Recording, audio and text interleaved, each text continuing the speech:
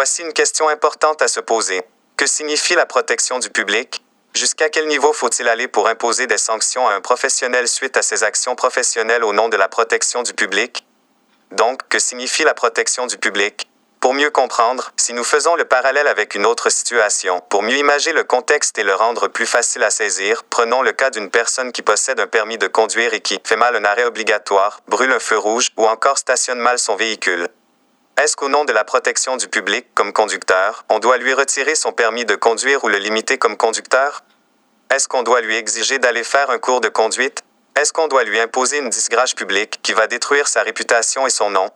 Ceci au nom de la protection du public? Est-ce que nous pouvons faire cela à quelqu'un qui conduit un véhicule, ne fait pas un arrêt, passe un feu rouge ou encore stationne mal son véhicule? Où commence et où termine la protection du public et quelles sanctions peuvent être imposées? N'est-il pas plutôt préférable de faire des recommandations, de donner une contravention en enlevant des points d'émérite, comme on fait normalement?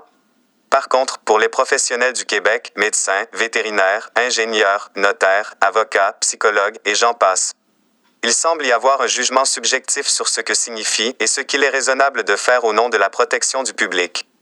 Donc, il est important de se poser premièrement les questions: où commence et termine la protection du public? Jusqu'où peut-on aller au nom de la protection du public? Quelles sanctions peuvent être imposées au nom de la protection du public?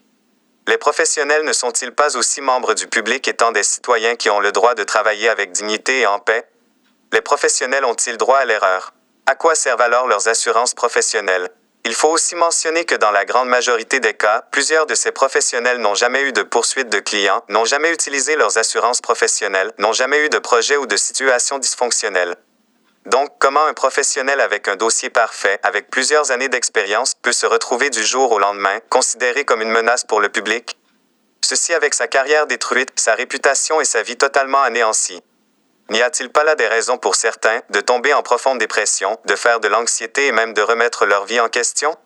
Non seulement ça, mais en plus le professionnel doit souvent défrayer d'importantes sommes d'argent en avocat et du temps pour se défendre pour des choses qui sont peut-être possibles mais qui ne sont jamais arrivées. Donc, comment catégoriser, comment classifier, comment expliquer de tels comportements d'un ordre professionnel et d'un syndic qui s'attaquent à des professionnels d'une façon délibérée et quelles sont leurs motivations?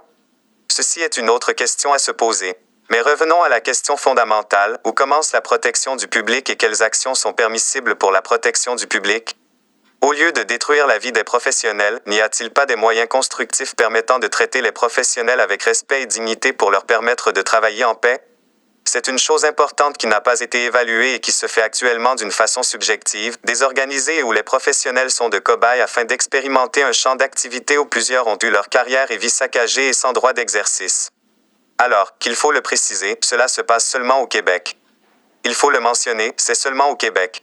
Bizarrement, beaucoup de professionnels québécois, ingénieurs, architectes, vétérinaires et autres sont interdits ou limités de pratique au Québec mais peuvent pratiquer dans d'autres provinces du Canada tout à fait librement sans problème. Alors qu'au Québec, sur leur terre patrie, ils sont considérés comme des dangers publics. Posons-nous de sérieuses questions pour la protection du public professionnel du Québec.